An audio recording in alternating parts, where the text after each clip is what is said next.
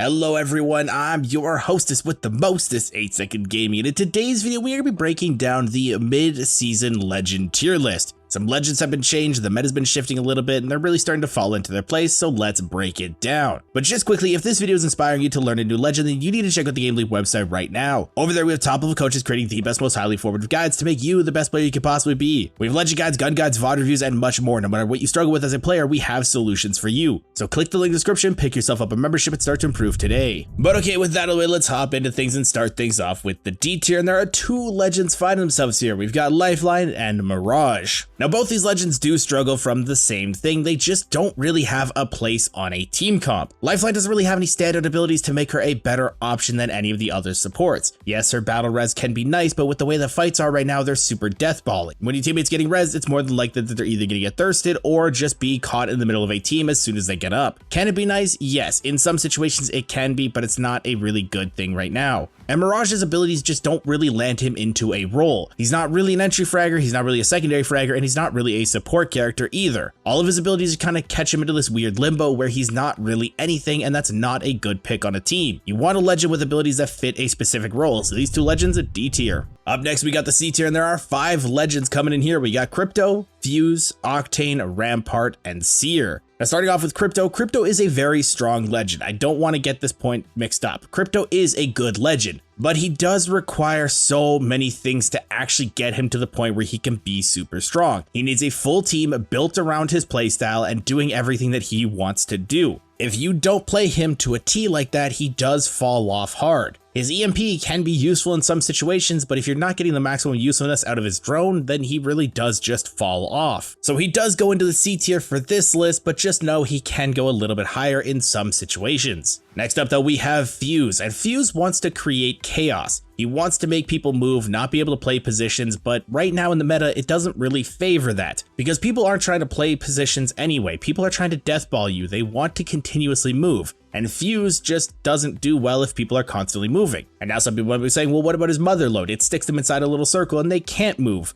And yes, that would be true if like 99% of the meta legends didn't have a way to get out of it, or it's very slow to activate. So if you notice it before the flames actually get off, then you can just run out of it. There's a lot of things that you can do to counter Fuse and a lot of things that he just doesn't do well in. So yeah, Fuse is in C tier. Next up though, we have Octane, and Octane does have another like asterisk next to him, because if you are one of the 0.0001% of players who can do all of the movement techniques, like Lemonhead, Tree, Xylus, those people, they can use Octane to the point where he is just an absolute beast. But for the vast majority of people, Octane's just gonna jump head in, get gunned down, and then leave the game. His kit really isn't designed around the way that the meta is right now. Most of the meta fights are how much utility do you have to throw around. So Octane doesn't really fit the meta right now, and that's why I have him in C tier. But next up we have Rampart. And I know that I'm going to be triggering all the Rampart fans, but right now she just isn't a good legend. Now when Rampart first came out, I did think she was actually going to be a lot stronger than she was. But season after season, she's just continued to disappoint me. Most of the time, teams will not let you get set up, and if you do get set up, they're just going to avoid the walls. If somebody runs straight at you while you have a Rampart shield set up, then they deserve to die. And again, with fights being super deathbally with people rushing you, she won't really have time to set up the shields before the team is on top of you, gunning you down. I think Rampart's only like 1 or 2 potential buffs away from moving into like the A tier, potentially even the S tier, but right now she just doesn't have it in her. And I know some people are going to point out that she's being used in ALGS, but that is a lot different. The playstyle is completely different than it is in ranked. I have hundreds of hours of scrim experience, I've played in those lobbies, I know what they're like, and trust me, they're not like ranked. It is not a one-to-one comparison, so sometimes legends will work differently in those games than they will in ranked, and she is one of them. But our last legend in the C tier is Seer, and Seer had a hard drop off. He got beat down with the nerf stick, and he did deserve it. He was very strong, but I don't think he deserved it this much. He went from a must-have on every single team to now being borderline useless and not really being able to be used anywhere. His scans aren't as strong, his kit just isn't as strong, and now he's going back to being just a bottom tier legend. But he still does have a decent amount of usefulness in some situations, so I don't think he deserves D tier, I think he deserves C tier. But that is our C tier covered, so let's move into the B tier, and here we've got 6 legends. There's Ash, Ballistic, Mad Maggie, Valkyrie, Vantage, and Horizon. Now starting off with Ashe, I've always liked Ashe. I've always thought she was a really underrated pick, but right now things are just not continuing to go in her direction, and she is slipping ever so slightly into lower tiers. Her tether can be useful, her portal can be useful,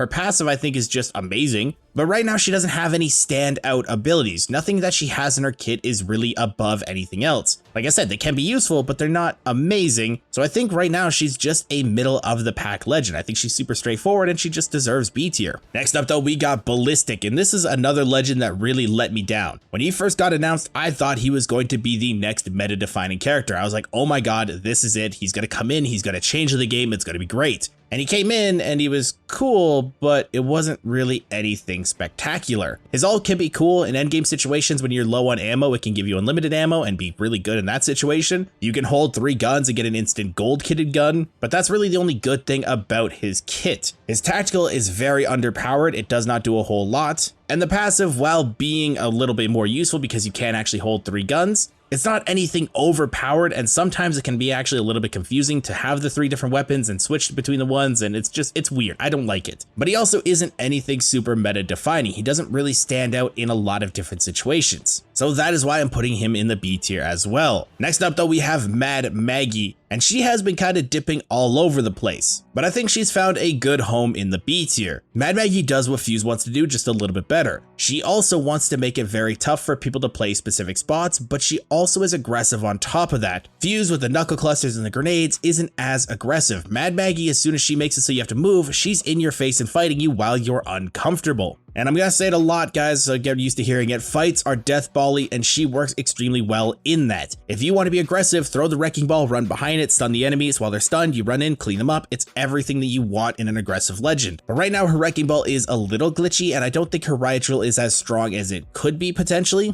So I do think she is a good B tier legend. Next up though, we've got Valkyrie. And Valk is another one of the legends that used to be extremely strong, but nerf after nerf has slipped her lower and lower. And with the introduction of the evac towers, her ultimate has lost a little bit of its usefulness. Now it is still a decent ultimate, you still can use it to make rotations and then also pair it with evac towers, but if you don't run a Valkyrie, you're not really losing anything because you can just use the evac towers, and they are pretty common spawns. Even though they did nerf them, they still pop up all over the place. The only thing that Valkyrie really has going for her at this point is her jetpack. And a lot of other legends do have vertical mobility as well, so she doesn't really have any standout abilities, and that's why I think she's in the B tier. Next up though, we have Vantage, and I do think that this one could move either up or down, but I do think she's a very solid middle of the pack legend right now. She has really good escape potential with Echo, she has really good information gathering with her passive, and she's very, very good with her ultimate in order to clean up kills. If your teammates are fighting, you can pull out the sniper rifle, get the little double damage for them, clean up some kills, get some assists with that, or if teams are just fighting off in the distance, you can poke at them for free essentially, because all it's taking is just one sniper shot out of your ultimate. It's gonna recharge for free. There's a lot of stuff that Vantage can do, and I think a lot of people really sleep on this legend, so I was debating actually putting her in our secretly broken tier, but right now I do think she's still a B tier legend. She's not secretly broken, so this is where I'm going to be sticking her. And last of the B tier, we have Horizon. Now she did just receive a very recent nerf. It made her gravity lift just a little bit weaker, and her gravity lift was already on the decline anyway.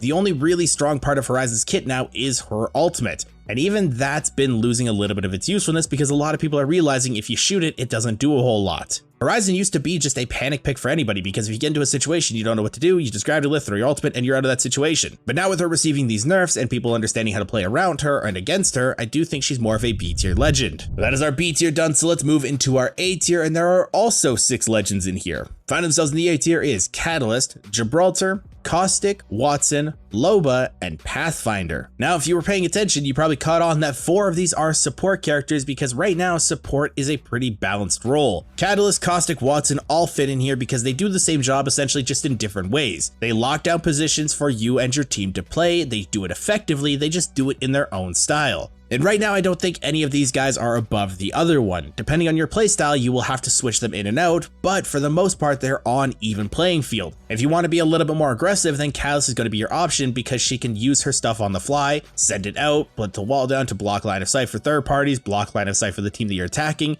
she's a little bit more aggressive potential. Caustic has the aggressive potential, but he also has more defensive potential. Yes, he can siege buildings with his gas, but he can also lock buildings down as well. And when a Caustic is locked up and fortified, it is very hard to push them. But his biggest downfall is getting grenaded out. If you have a bunch of nades to spare, then Caustic has a very hard time defending against those. But that's where Wattson comes into play. Wattson is not as aggressive as Catalyst or Caustic, but she is very good at being defensive, especially against grenades because of her ultimate. She gives you free shield heals, she makes it so you can't be naded out, she gives you a really strong spot to play, so all three of these do have their own role. But another support that's in here is also Gibraltar, and Gibraltar has kind of made a comeback in the meta. After his reign as being king of Apex, he did receive a bunch of nerfs, there were a bunch of counters in the meta, so he did fall off quite a bit, but now he's actually making a slow return in. His bubble's still really strong, his ultimate got a buff at the start of season 18, so it's a lot stronger, and he's just a good character overall, and with all the counters out of the meta now, he doesn't have a lot of spots where he isn't good. If you want to throw somebody that can just poke people down or even abuse weapons like the Spitfire because he doesn't really care if he gets slowed down, then Gibby is the way to go. And the next legend we gotta talk about is Loba. And Loba's just good on pretty much every single team comp. Doesn't matter if you're playing Edge, Zone, or Hybrid, she can fit in and she can do everything well. She can get your team meds, she can get your team ammo, she can get your team better attachments, and on top of that, she can be very self-sufficient while doing it. That's why she's actually moved out of the support role and into the secondary fragger role because of how aggressive she can be with the bracelet. She wants to take off angles, she wants to be alone, she can do so because she can just bracelet back to the team. And that's very strong in the current meta, and that's also why I have Pathfinder up here. Pathfinder still has a lot of issues going on. His hitbox is very big, his cooldowns are all out of whack, but despite that, he is still a very solid pick. And with him being able to get his ultimate back just by looking at care packages, that is also very strong because you do have some really solid rotation options. It does warm my heart to see Pathfinder getting back in the meta because I do really like the robot, so I like him in the A tier. Moving forward though, we've got our secretly broken tier. These are legends that are flying under the radar that a lot of people underestimate. And there's only one legend in here and it's remaining as Revenant Reborn. And I know some people are going to be saying, well, why is Revenant secretly broken? Everybody knows how good Revenant is. And it's mainly for the fact that no matter how many times I bring Rev into a game, I solo queue a lot with this character, people still underestimate how strong he is in fights, especially when he's getting aggressive. People crack my armor and they instantly push me only to find out that I've popped his ultimate and I can just gun them down. And it's not only me that's experiencing this, I see it happen a lot on different Twitch streams and YouTube videos as well. People are still underestimating how good Revenant is, and he's just so strong in those aggressive roles. And honestly, I think he's one of the best, if not the best, solo queue legends right now. So if you're a solo queuer, potentially check this guy out. But now we can move into the S tier, the top of the top, the best of the best, and there are 4 legends finding themselves here. We've got Bangalore, Bloodhound, Newcastle, and Wraith. Now, I don't think it surprises anybody to find Bangalore up here. She is everywhere and for good reason. The game has been moved a lot more aggressive style and she fits in perfectly. She works extremely well with the death ball fights that are going on, like I've mentioned previous times.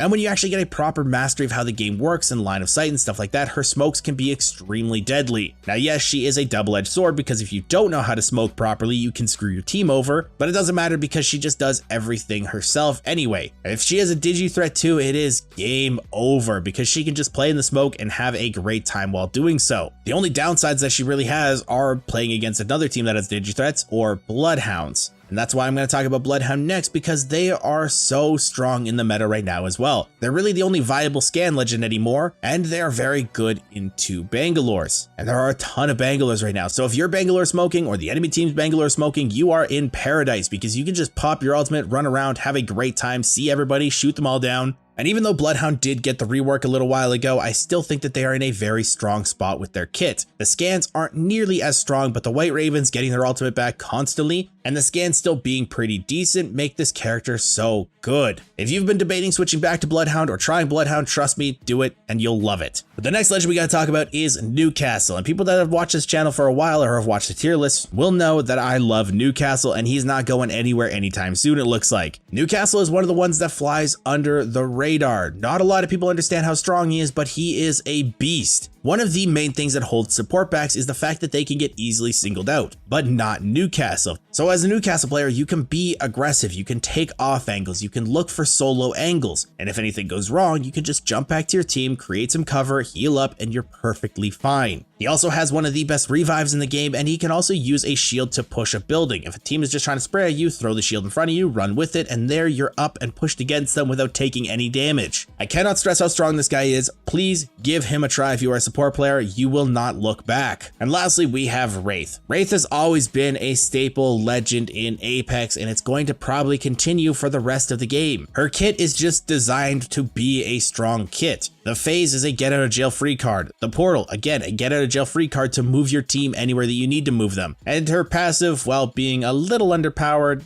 doesn't really matter because the rest of her kit is just so strong anyway. Wraith is just everything that you look for in an entry fragger, and she's just such a strong legend. Everything that I'd say about Wraith has already been said 50,000 times, so S tier is where she's going to stay. But let me know if you would change these legends in the comments down below, and if you guys want to stay up to date with the latest and greatest Apex Legends tips, tricks, and news, don't forget to smash the like, subscribe button. Thanks all for watching. Once again, it's Game, and I'll see you guys in the next one.